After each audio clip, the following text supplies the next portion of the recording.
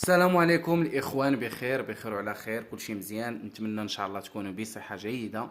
اليوم ان شاء الله غادي نقدم لكم واحد الوصفه خاصه اللي عنده دجاج ضعيف ولا نحيف.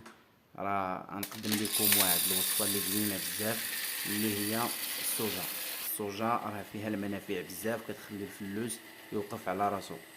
كما كتشوفوا معايا في الفيديو، راه شديت ديك السوجه، راه طحنتها مزيان في العصاره عندي في الدار، راه رجعتها بحال البودر.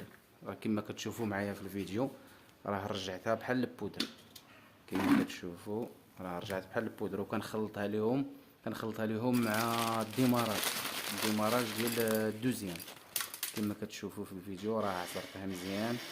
راه صراحه خدمت بها دابا تقريبا شي شهرين دابا باش خدمت بها، راه عطات النتيجه. راه الفلوس تبارك الله راه واقف على رجليه، سواء بغيتو الفلوس اللحيم الذبيحه ولا راه البياضه، راه كلشي راه خدام ليهم صراحه، جميع انواع ديال الفلالس.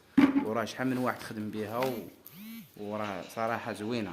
كما كتشوفوا راه خديت تقريبا، غير ما تكتروش فيها، راه خديت تقريبا شي 20 كيلو ديال الديماراج ديال الدوزيام، وخلطت فيها 2 كيلو ديال السوجه، وخلطتها مزيانه. كما كتشوفوا راه صراحه عطات نتيجه مزيانه.